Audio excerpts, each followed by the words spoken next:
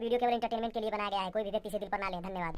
तोहरा ढोरी बनौले बारे तका हाल बा भाई लोग वीडियो स्टार्ट करने से पहले लिटरली बता दी यार कि ई वीडियो देखे से पहले अपना अपना कान में ईयरफोन नामक लॉन्ड मतलब ईयरफोन नामक यंत्र जरूर लगा लियो, तो बिना कोने ले सानी लवड़ा लसन के स्टार्ट कर लियो आज के बकचोदी। आइए देखते हैं बैठचंद मजा आएगा।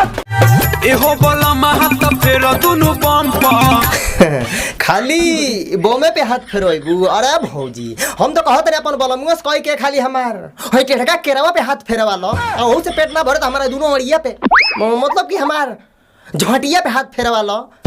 सार तू नहीं हो बलमुआ हाथ फेरो दोनों बम पे मारम सार की सांस टांग लेबू। सुता बोला मुआ जे चार टिप मार के को टिप कहलू हो? सुता बोला मुआ जे चार टिप मार के।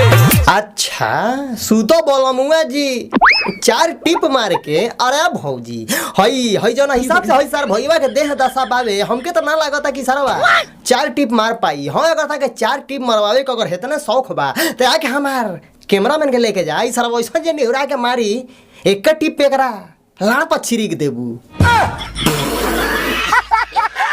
भगवान बड़ी फुर्सती से।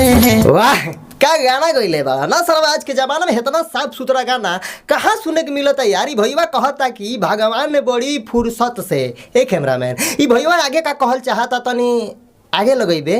तोहरा ढोरी बनौले बारे कौन ची बनौले बारे?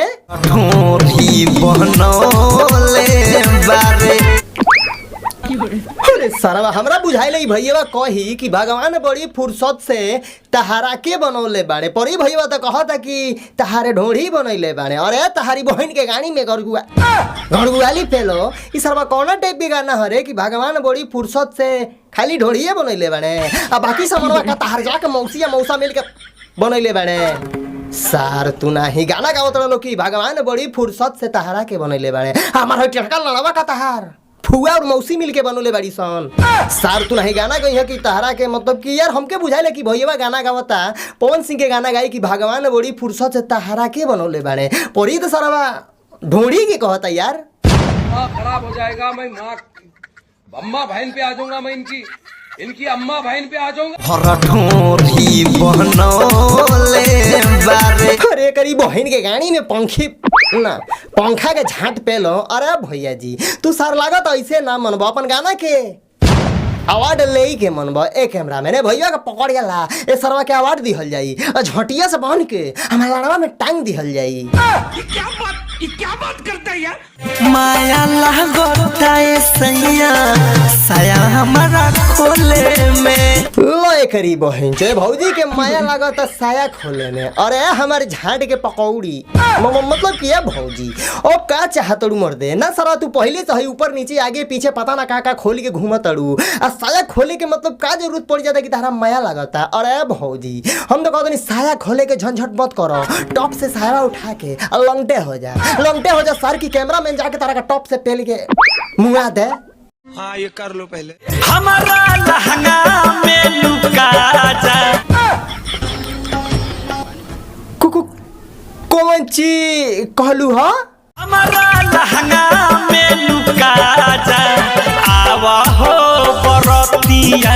वाह कब बात कहले बारू। वाह वाह वाह वाह वाह वाह वाह वाह वाह वाह वाह वाह वाह शाबाश कब बात कहले भी आई भौजी। हमारा लहंगा में लुका जाए आवो ए बरतिया। अरे भौजी उ सब बरतिया हमें सन मच्छर के झाट ना हमें सन की तहारा लहंगा में लुका जे जा। हाँ अगर गलती से एको बरतिया तहार लहंगा में ढूक गई तो समझ ल सार तहार भूधरा के गणधरा बना दी।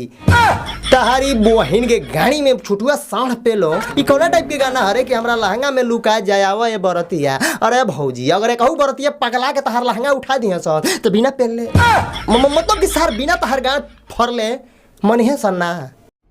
वाह आवा हो बरतिया।